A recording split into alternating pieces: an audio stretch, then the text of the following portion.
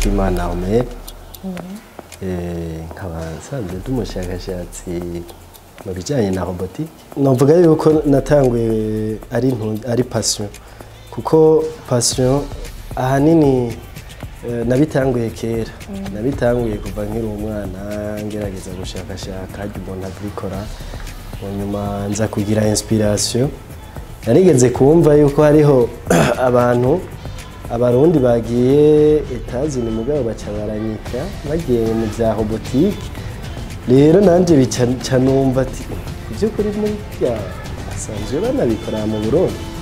Cengira ati je vais faire un robot yo kuba challenging. Nabanje kugira icyimviro, kwiyumvira ingene no yikora. Après nagize conception côté circuit électronique, kubera iyo robot nayubatse mu buryo yisa, kuko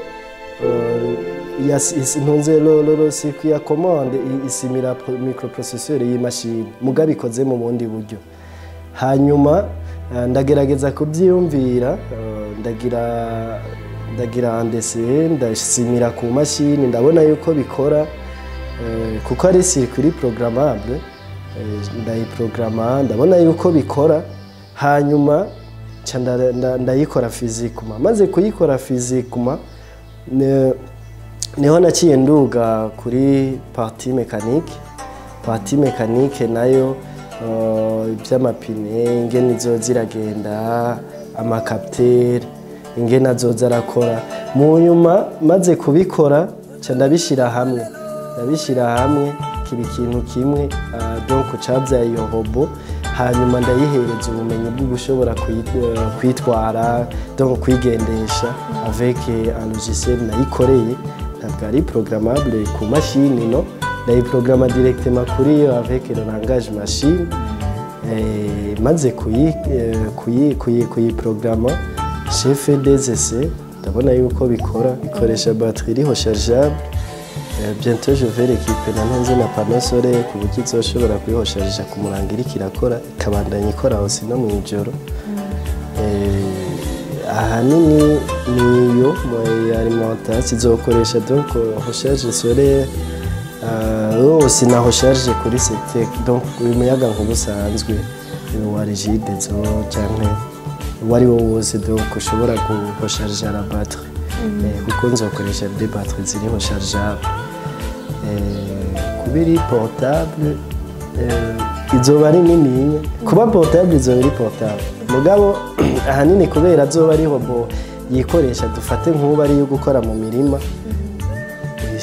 uyisigaye ukagenda mu by'iwawe nayo igasigarira akora akazi kayo. Muri aka kanya ni dutegekanya izizokora mu mirima, kuko mu mirima burya hakorerwayo byinshi: kubagara, kurima jodiri, gutera, gupompa, kuvomera. Ibyo byose n'ibikorwa bikorerwayo. Iyi robot ingene izohindura ubuzima bw'abantu, mu bisanzwe robot ni nziza kutworohereza ubuzima, kudufasha gukora ibintu ku bundi umuntu yahora akora, ariko zozo zishobora kubikora umwanya muremure zitaruha, ikongera ikabikora neza gusumba washaka. Kuko iyumvire nk'umuntu agenda kurima kuva mu gatondo gushika saa sita, ariko robot yo yikora kuva mu gatondo gushika mu kandi gatondo, kandi n'ubundi bugaci ikabandanya ikora. Ukuvuga yuko deja aho uba wamaze kongereza umwimbu. Nk'iyi nyene yo gupompa mu mirima, urabona dufate nk'ubu iriko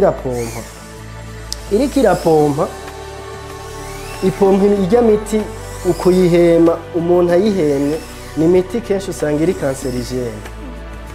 Rero iyo oriye yuko umuntu yoyihema yo kubera izoba yikoresha kandi iri mu ntoze, iri mu mirima aho atanu umuntu ahari, kubera iri autonome irikoresha, ukuvuga yuko iyo risque ibiheze. Donc urumva yuko deja iyonye tuba turonse abarige amagara umuntu deja, urumva yuko yabaye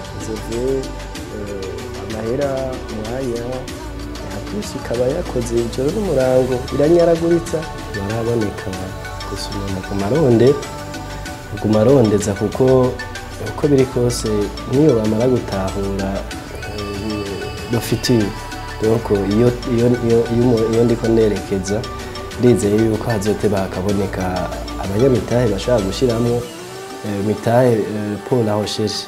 Uno munsi mu Burundi arenze umuntu arenze guha amahera yiwe abashaka yuko haca haba tour direct, alors que investissement muri recherche sico kimwe. Investissement muri recherche wemera yuko ushobora gushiramo umutahe hanyuma bigahomba. Ibyo rero mwanya atari benshi barabitahura cyangwa baragerageza n'uburyo bwiwiwe bishobotse bike kugira ngo umuntu aguma akora, niyo umuntu yagera kugira invisibility nini kuko apa yuko bashobora kuzanana no hanze y'igihugu. Ibyo nkora uno munsi nibyo namwe nkora kuva kera nk'umwana, kuvuga nta gishasha babona ari bijyanye n'indimwo bijyanye sino barashigikira, uretse yuko nyene hariho igihe usanga bigoye gutahura. Ahanini sinkeneye yuko ihashikana nka jewe tanke individu, nkeneye yuko ishikana igihugu aho izoshikana igihugu, kuko uyu munsi robotike sinomvuga yuko ari ikintu ndiko ndakora comme individu, oya, ahubwo nkeneye yuko ejo izoba ari ishusho bafise ku gihugu.